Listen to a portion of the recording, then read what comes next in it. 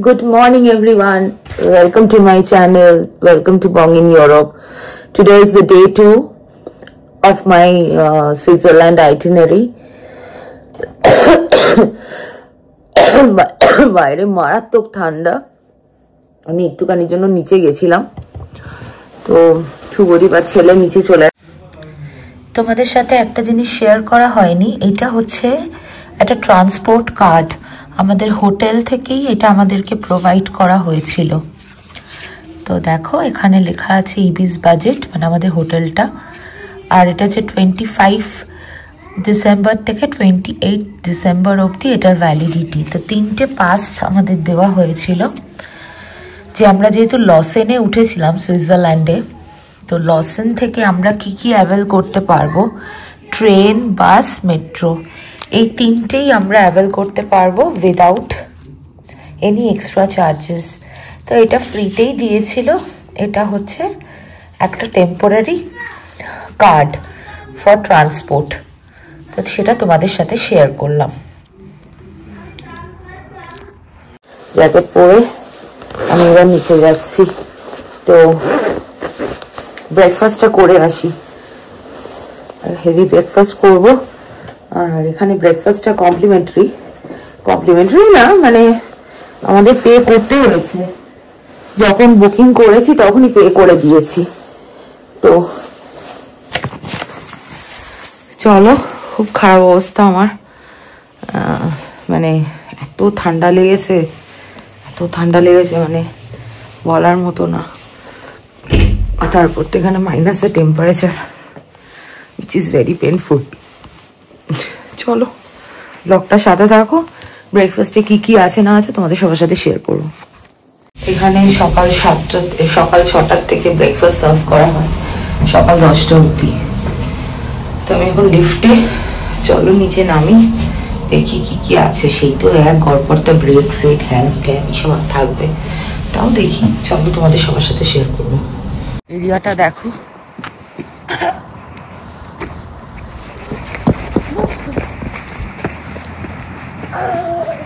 সকাল থেকেই দৌড়াচ্ছে।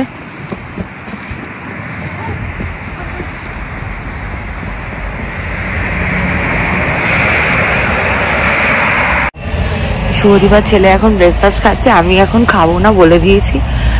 আমার ফার্স্ট অফ অল আমার সকালবেলা উঠে পেট পরিষ্কার হয়নি।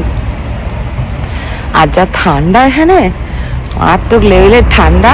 তো আমি ওই জন্য এখন একটুখানি বাইরেটা চারিপাশটা দেখে নাও, মানে মনে হয় একটু বরফ পড়েছে। প্রচন্ড ঠান্ডা, -3 ডিগ্রি টেম্পারেচার এখন রানিং। হ্যাঁ, প্রচন্ড ঠান্ডা, আর তেমনি ওয়েদার সাংঘাতিক।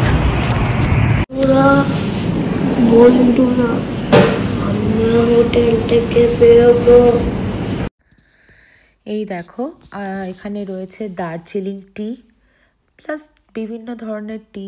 তো দার্জিলিং টি আমি এখানে দেখে একটু অবাকই হয়ে গেছি। এটা হচ্ছে একটা কফি মেশিন, এটা একটা কফি মেশিন, এটা একটা কফি মেশিন। আর এখানে হচ্ছে গ্লাস, আর এটা জুসের কাউন্টার। পাইনঅ্যাপেল ছিল, অরেঞ্জ ছিল, এখানে ব্রেড, আর ওখানে সব জ্যাম ট্যামগুলো রয়েছে, টোস্টার। তারপর এখানে সিরিয়ালস যা আছে, কেক ছিল, এখানে হ্যাম ছিল, সালামি ছিল, বাটার, চিজ, আর এদিকে হচ্ছে ক্রসান্ট, আর ওটাও একটা ক্রসান্ট। আর এখানে হচ্ছে গোটা ফল ছিল, আর এখানে কাঁচা ডিম ছিল। আর এই পাশে যে মেশিনটা দেখছো, এই মেশিনটাতে ডিমটা সেদ্ধ করতে দেওয়া হয়। তো ওরা খাচ্ছে, আমি আমার জন্য 2টো ক্রসান্ট নিয়েছি আর 2টো চিজ কিউব নিয়েছি। আর এখানে একটা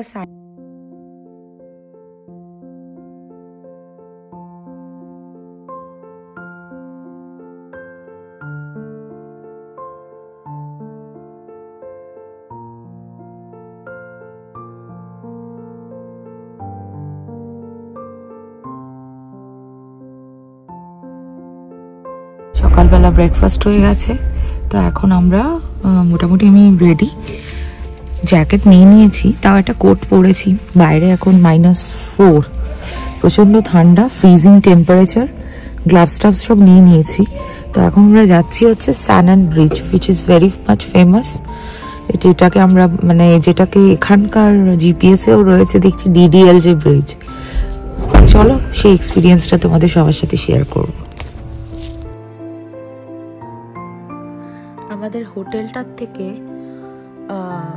আমাদের হোটেলটা ছিল হচ্ছে লসেন বলে একটা সিটি, লসেন বুসিগানি।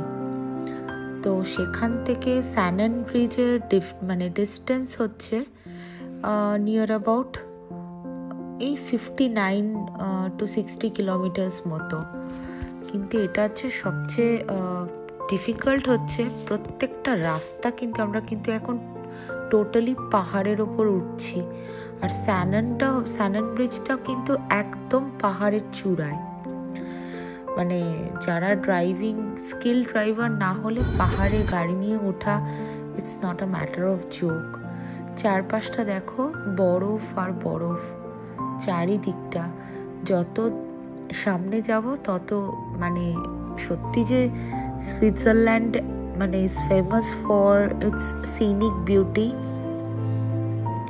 মানে এটা একটা ওয়ান্ডারল্যান্ড। এটা না কেউ যদি না আসে, কেউ যদি না এক্সপিরিয়েন্স করে, সে বুঝতে পারবে না। এটা দেখো একটা কি বড় একটা লেক, চারিদিকে পাহাড় আর মাঝখানে হচ্ছে লেক। আমি তো ফার্স্টে ভেবেছিলাম এটা জেনেভা লেক, বাট এটা জেনেভা লেক নয়। এই দেখো ওই দিকটা দেখো, ওদিকে শুধু পাহাড় পাহাড়, কিন্তু মাঝখানে বাড়ি ঘর সবই রয়েছে। যারা লোকালস তারা তো ওখানে থাকে।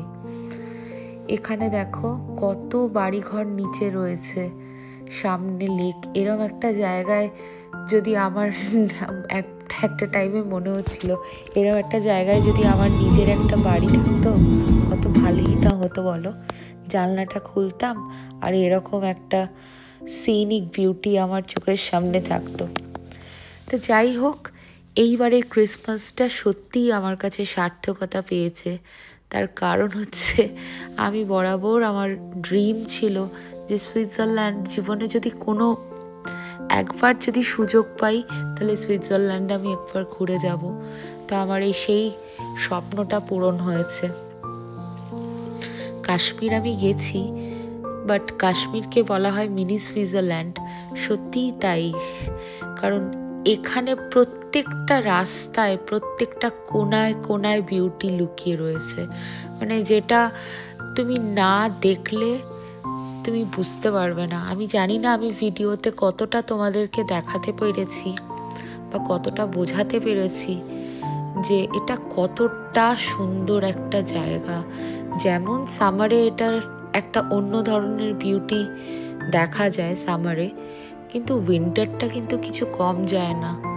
চারিদিকে বরফে ঢাকা, সাদা বরফে ঢাকা, এত সুন্দর এত সুন্দর। কিন্তু দেখো যাতায়াতের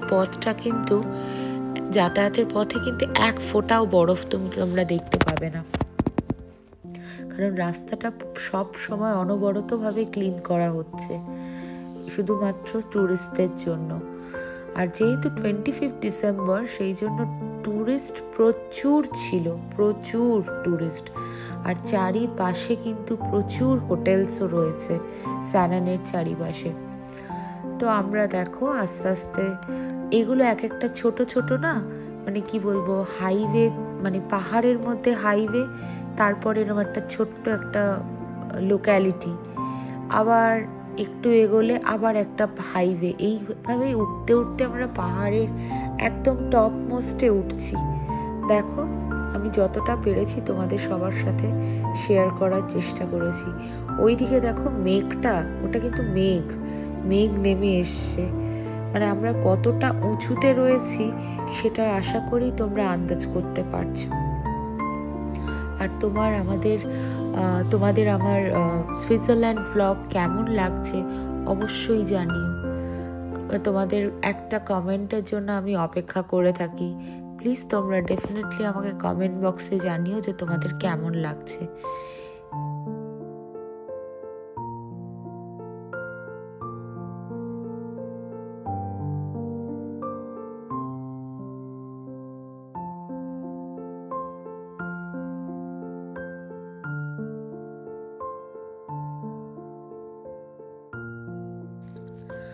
আমাদের তোমরা যদি মনে করো যে আমাদের কীরকম কী খরচাপাতি হয়েছে 3 দিনের জন্য, তো তোমরা যদি জানতে চাও তাহলে সেটা আমাকে অবশ্যই কমেন্ট সেকশনে জানিও। তোমাদের আমি মোটামুটি একটা আইডিয়া দিয়ে দেবো। তবে খাবার দাবার বাড়ির থেকে রান্না করে নিয়ে যাওয়াটাই সবথেকে সেফেস্ট অপশন। কারণ ওখানে তোমরা যদি 3 বেলা যদি খাও তাহলে তোমাদের খরচের অ্যামাউন্টটা অনেকটাই মানে বেড়ে যাবে। আর তাছাড়া না হলে তোমরা এয়ারবিএনবি বুক করতে পারো। এয়ারবিএনবিতে তোমরা কিছু গ্রসারি স্টোর থেকে কিছু গ্রসারি কিনে তোমরা রান্না করে খেতে পারো। কারণ বুঝতেই তো পারছো এটা সবথেকে এক্সপেন্সিভ কান্ট্রি ইউরোপের মধ্যে, মানে মোস্ট এক্সপেন্সিভ কান্ট্রি। লাক্সেমবার্গও আছে, বাট এটাও প্রচণ্ড এক্সপেন্সিভ। আর এই দেখো একটা ট্রেন যাচ্ছে, এটা সুইজারল্যান্ডের লোকাল ট্রেন। প্লাস আমস্টারডাম শহর থেকেও ইউরোস্টার বলে একটা ট্রেন আছে, যেটা আগের থেকে রিজার্ভেশন করতে হয়। মোটামুটি বেশ 1 মাস ধরো আগের থেকে রিজার্ভেশন করলে তাহলে তুমি ভাড়াটা একটু কম পাবে। কিন্তু 1 দিন 2 দিন নোটিসে যদি তুমি রিজার্ভ করো তাহলে তোমার ভাড়াটা প্রচুর পড়ে যাবে। দেখো শুধু রাস্তার বাঁকগুলো দেখো, এই পাশটা কিন্তু পুরোটা খাড়াই।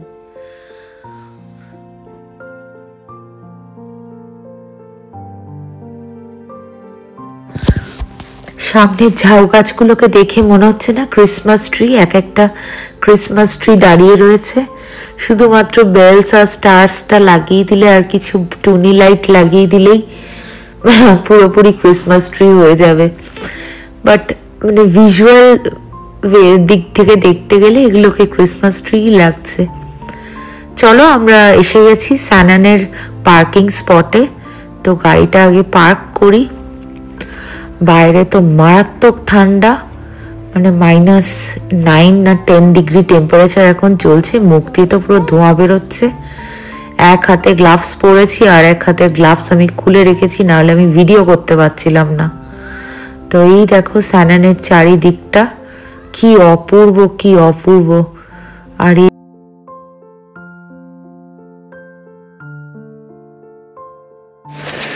প্রচন্ড ঠান্ডা, মারাত্মক ঠান্ডা, ফ্রিজিং কোল্ড, মানে -10 আমি হাতটায় একটা হাতে গ্লাভস পরে আছি আর একটা হাতে গ্লাভস খুলতে হয়েছে আমার, এত ঠান্ডা লাগছে।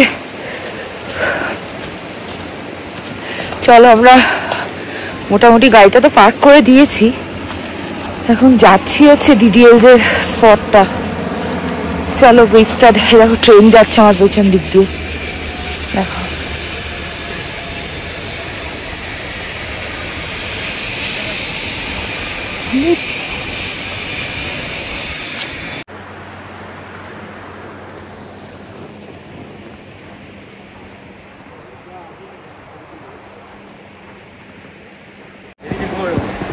ঘর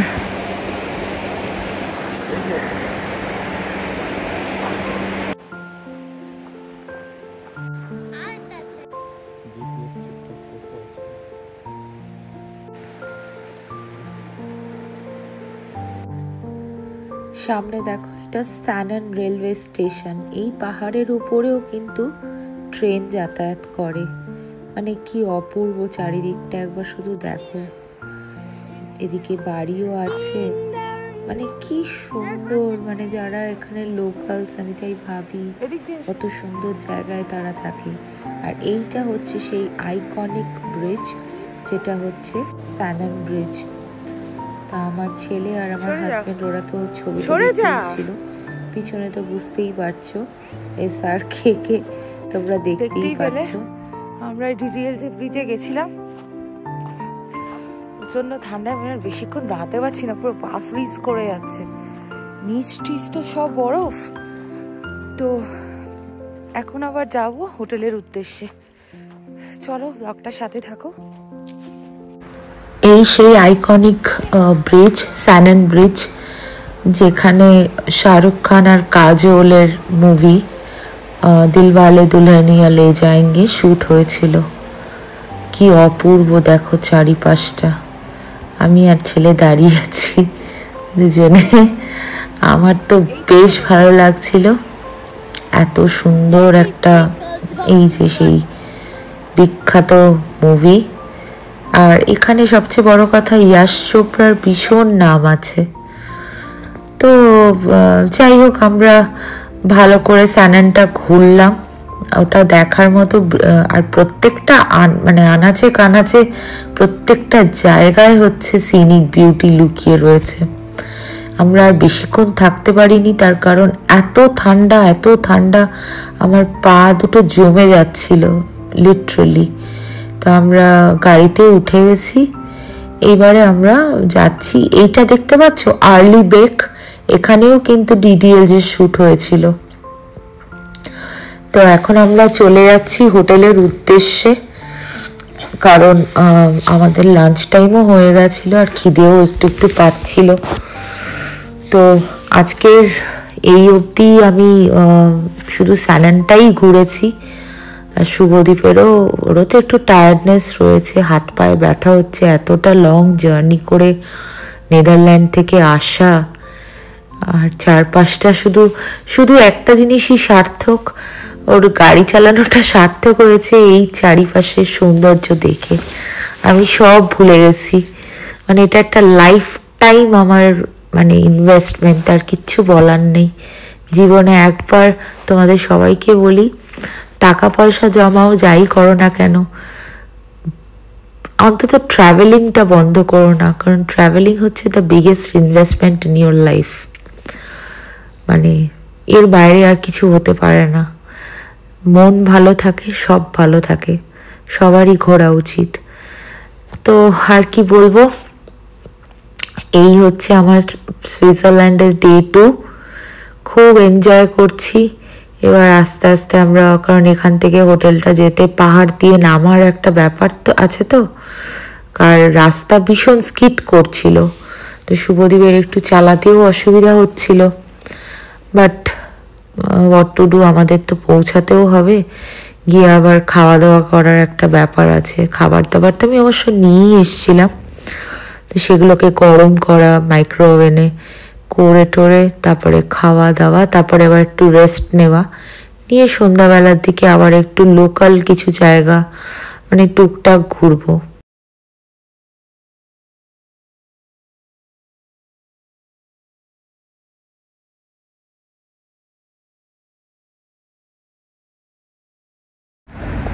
তো আমরা এখন স্যানান থেকে হোটেলে ঢুকে গেছি, মানে হোটেলে এসছি।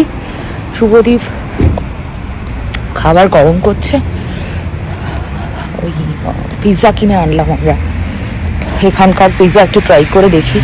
ডমিনোস প্রচুর খেয়েছি এখানকার, আর এর থেকে কিনলাম এলডি,